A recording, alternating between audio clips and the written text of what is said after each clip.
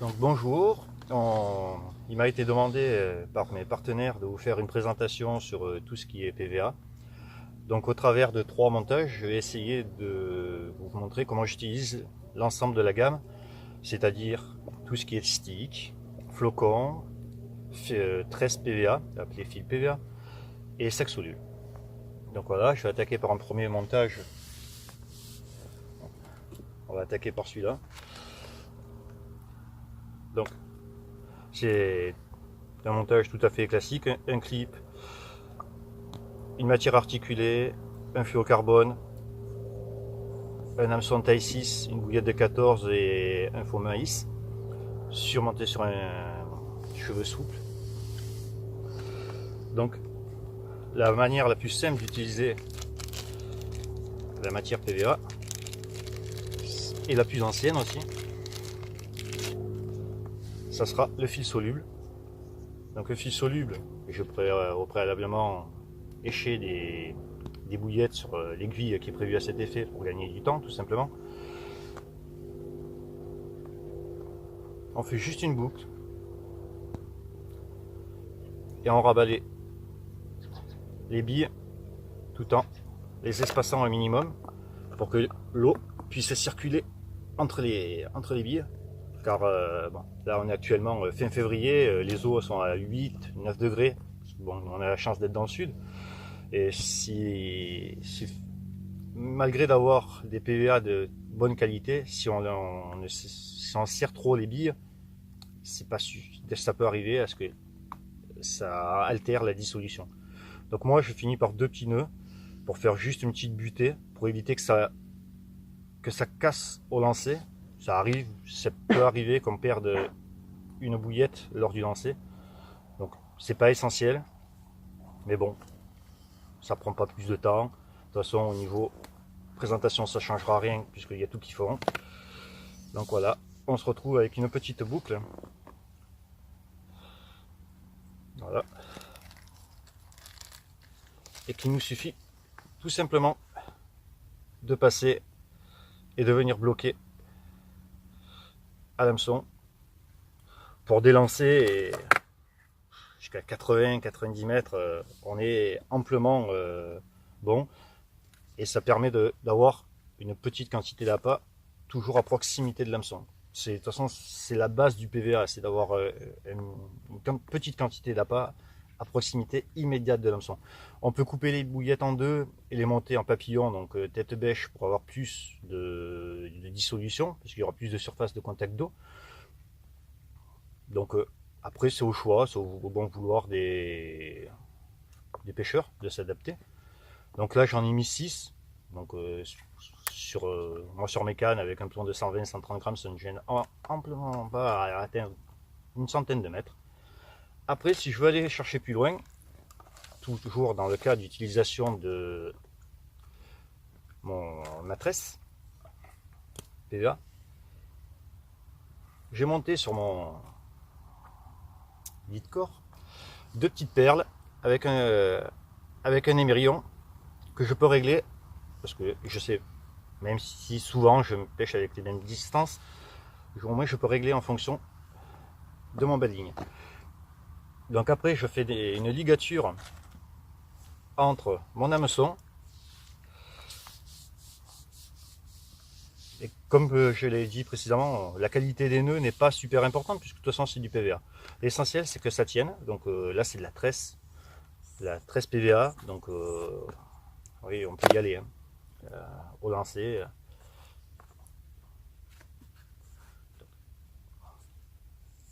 Et de plus, le procédé avec les perles est réglable. Donc vous allez voir, je vais tendre très facilement mon hameçon. 2 nœuds de vache tout simplement. Du monde. Je tends mon lit de corps. Et là, je vais venir rattacher 2-3 fois sur la longueur de mon baling. Ou plus je mets un baling long, parce que des fois, ça m'arrive de pêcher avec des longs balings quand je dois aller très loin dans les herbiers et que je veux que ma flottante ressorte des herbiers. Donc c'est une astuce pour gagner énormément en distance, tout en évitant les emmêlements. En plus, sur un baleine en fluocarbone, dès qu'il va se détacher, avec la rigidité, il va s'éloigner de lèche, du plomb. La lèche va s'éloigner du plomb. Donc là, bon, je suis pas super bien installé pour montrer ça. Voilà.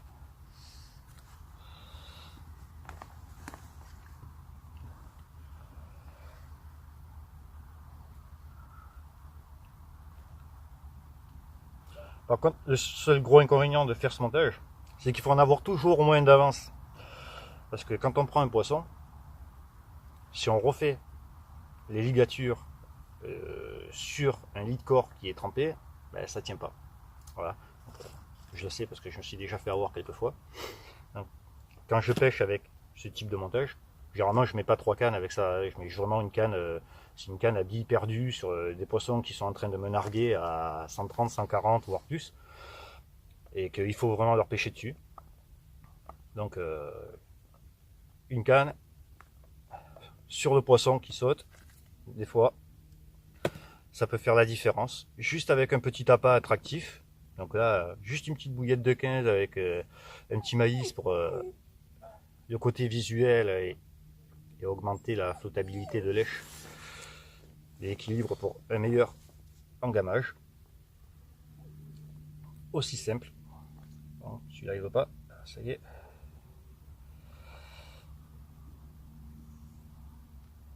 Voilà. Donc, voilà. Après, bon, de toute façon, il y a tout qui font. Donc, ça, c'est très aérodynamique. Bon, on peut peut-être encore faire mieux.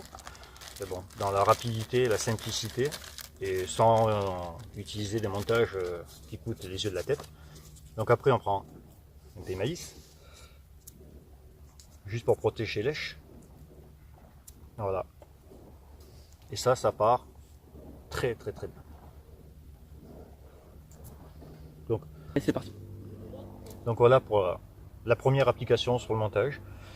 Donc les flocons, ceux-là, on peut en mettre sur quasiment tous les montages, même dans des sacs solubles. On verra après. C'est juste pour protéger la pointe de l'hameçon, pour éviter qu'on prenne un morceau de bois, une petite branche, des petites feuilles qui se déposent au fond. Parce que juste une petite feuille, ça empêche des fois le poisson de se piquer correctement.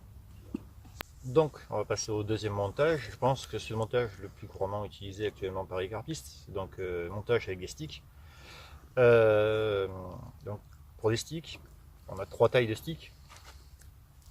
Du 18 mm, qui est un petit bâton. Du 20 mm, 20-25, suivant les fournisseurs. Et le 35-38, aussi, suivant les fournisseurs. Donc après on adapte le stick en fonction de la distance de pêche et de l'attraction qu'on veut concentrer autour de son lèche. Là, beaucoup de personnes utilisent 25 mm, moi c'est ce que j'utilise le plus aussi, parce que je trouve que c'est une taille tout à fait convenable autant pour la distance que pour l'attraction. Donc je vais vous montrer comment je le prépare, comment je lèche. Depuis cette année aussi, j'utilise beaucoup des sticks. Aussi là, c'est des 25 mm que j'avais préparés à base de chenilles, qui sont des chenilles qui sont PVA friendly.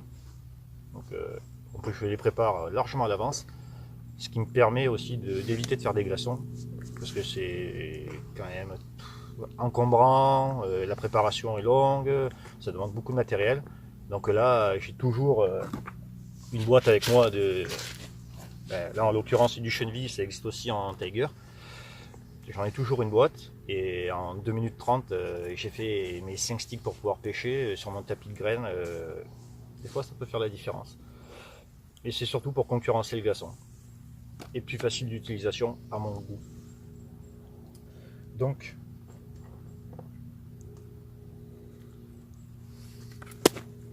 là, c'est le montage que j'utilise, on va dire aujourd'hui. On pêche un petit fleuve méditerranéen, et il y a autant de bois dehors que dedans, donc il faut monter costaud. Donc pareil, licor, plomb, plomb métallique, parce que sur mes èches, sur mes lignes, j'ai des plombs de 250 grammes, donc entre 160 et 250 grammes suivant la distance de pêche, donc il faut que ça tienne. Un bel ligne en tresse en muscle car de chez Mika, et toujours les Shakira de chez Mika. Donc là, le montage sans nœud direct, avec un appât soluble type Diabolo. Pour une pêche hivernale, c'est parfait. Donc, moi, j'utilise des agrafes en 8. Beaucoup, j'aime pas les sleeves. Donc, j'utilise ça. Il n'y a pas beaucoup qui font comme moi. Ou du moins ceux qui ne m'ont pas encore vu faire. Avec des tétines en manchon hélicoptère. Donc, un stick. Tout simplement. Je fais...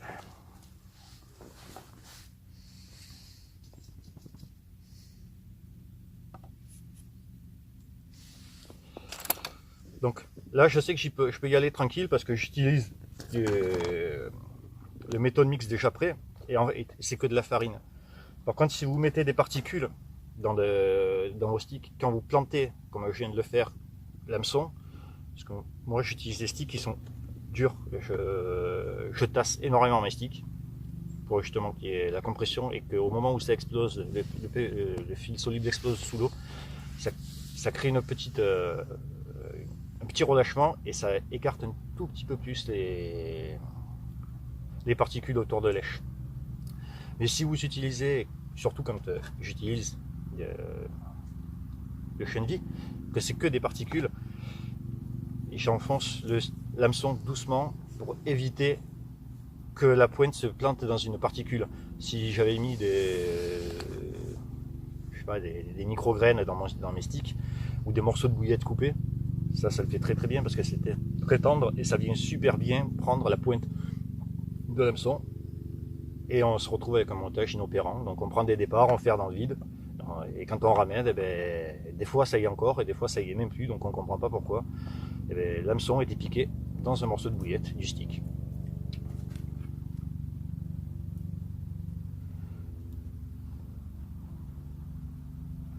Donc voilà. Pour lancer, c'est l'un des mieux. Pour pêcher dans les herbiers, ça pêche bien aussi. Là, je pêche contre des arbres. Il y a plein de feuilles au fond de l'eau. Mon appât est protégé jusqu'au fond, c'est attractif. On a pris déjà quelques poissons depuis hier. Donc voilà, ce montage, tout à fait, j'ai entièrement confiance. Je vais vous montrer comment on fait un stick, parce que je suis souvent sur les réseaux sociaux et il y a certaines images qui m'arrachent un peu les yeux. Si c'est pour faire un stick et qu'il soit tout mou, je vois pas trop d'intérêt à en faire en fait. Puisque mécaniquement, au fond de l'eau, comme je parlais tout à l'heure de l'explosion, elle ne se produira pas. On va se retrouver juste avec une petite tache. Bon, ça fait son effet, mais bon. Le maintien au niveau du lancer, ça fait un peu patatoïde, et ça désorganise un peu la précision du tir. Donc, faut pas avoir peur d'utiliser le compresseur. Donc, moi, je m'en suis fait faire un en alu, personnellement, parce que j'en cassais trop. Donc,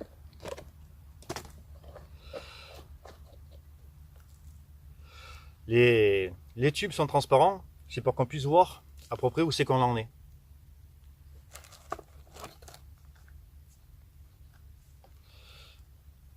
Donc, j'ai fait un nœud au préalable au fond.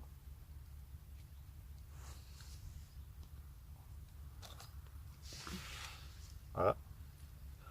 Donc, je me sers de la paume de ma main ou de la table, selon où c'est que je suis. Voilà, je retire. Là, je sais que j'ai à peu près un stick de 2 cm. Donc moi, je fais à peu près des sticks de 4, donc il faut que j'en rajoute un peu. Voilà, et je me resserre un petit peu comme d'une cuillère. Voilà. Et j'ai pas peur d'y taper dessus, d'appuyer longuement. La farine du stick est imbibé d'attractants. Donc ça a tendance à faire un peu amortisseur. Il n'y a pas de souci, on peut appuyer. Voilà. Donc là, le stick est à longueur. Donc je pousse en même temps que je donne du filet, de façon à ce que mon stick soit le plus compact possible. Une fois que mon stick est sorti du tube, voilà, je rajoute un petit peu. Là après je peux tirer et en sortir. Je me sers de mes deux doigts pour le pincer. Je fais un gros nœud de vache et je tire jusqu'à compression du nœud. Et là après, juste à retirer. Et là j'ai un stick qui est ferme. Je refais un nœud pour le stick suivant.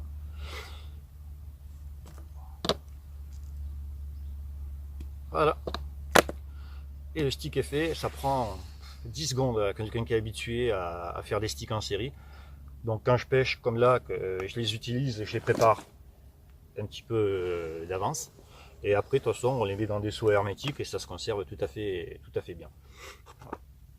Donc on va passer au troisième montage, au montage au sec soluble. Plus grand monde l'utilise, alors que je trouve que c'est super efficace. Bon, en tout cas, je m'en sers très régulièrement. Je vois à peu près les débits qu'on a en sec soluble et je vois que personne n'utilise en fait. Il y a 10 ans, tout le monde utilisait le sec soluble, maintenant plus personne. Des fois, sur une même approche, de faire un montage avec un sec soluble, ça n'a pas une même présentation que le stick et ça peut créer une différence. On peut mettre peut-être plus de choses aussi, peut-être plus de matière. Donc je vais vous montrer comment on réalise un sec PVA, un PVA bug. Voilà. Donc, je souffle un petit peu dedans parce que, voilà, comme je vous ai dit tout à l'heure, on est fin février. On a passé, mon matériel a passé la nuit avec moi dehors, donc le PVA a tendance à se rétracter.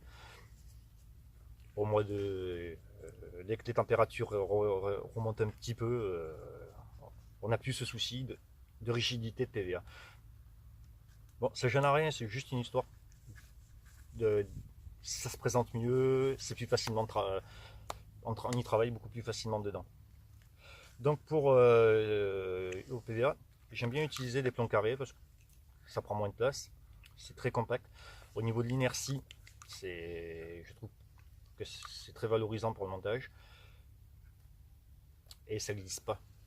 Parce que quand on pêche sur des pentes, il a plus tendance à se bloquer. J'utilise aussi des petits grippas que je trouve sympa dans ce type de montage. Pour pas mettre des gros plombs, si c'est pour mettre un sec soluble et mettre un plomb de 250 dedans, il n'y a plus trop d'intérêt. Donc la première chose à faire, c'est remplir le fond du sac. Donc voilà, j'ai mis le même stick mix que j'ai fait mes sticks. Voilà. Bah, après, on peut y mettre à peu près ce qu'on veut. On peut y mettre quelques morceaux de bouillette, vous allez voir. Voilà. Hop. Donc, je tasse.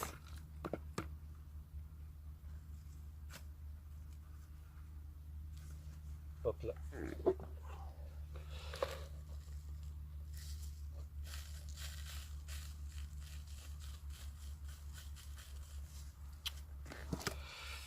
Je viens de recouvrir mon plomb. Donc l'ensemble du plomb avec la matière à laquelle je vais remplir mon sac.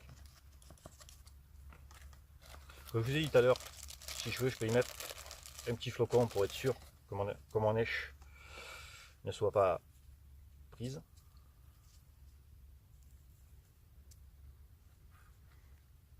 Donc là, je fais juste attention à ce que mon montage ne soit pas emmêlé. Mon baling peut faire une boucle dans le... C'est pas un souci. Là, j'utilise pour ce baling là de l'Hydrolink de Rigmarole. Donc j'ai dénudé juste pour pouvoir faire mon cheveu et 5 mm derrière l'hameçon pour le rendre plus agressif. Et le reste, c'est une baling rigide. C'est une lame en fluocarbone recouverte de 13. Donc ça va aussi s'éloigner du montage lors de l'explosion.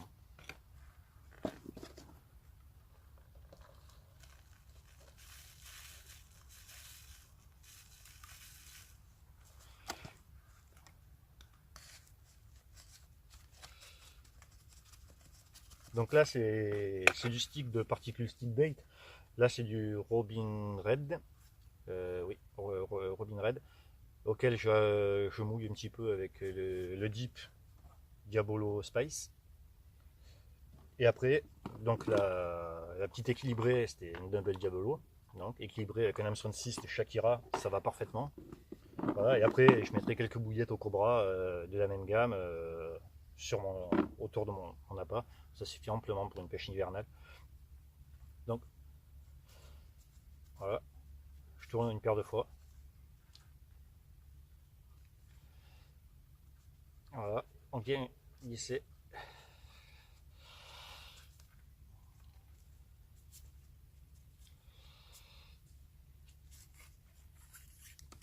Voilà. Si on veut être perfectionniste, on peut y coller les angles aussi. Au préalable, j'ai un petit trou pour chasser l'air.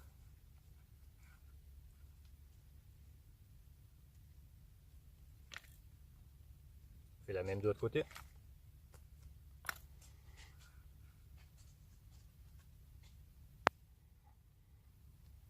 Voilà. Et là, le montage est prêt à être lancé. Voilà. Donc je vous remercie de m'avoir écouté. Et si vous avez d'autres questions, n'hésitez pas à me contacter sur les réseaux sociaux. Et on verra pour essayer de vous faire d'autres futures vidéos, toutes simples et toutes explicatives du matériel qu'on utilise de base chez nous. Voilà. Bonne journée.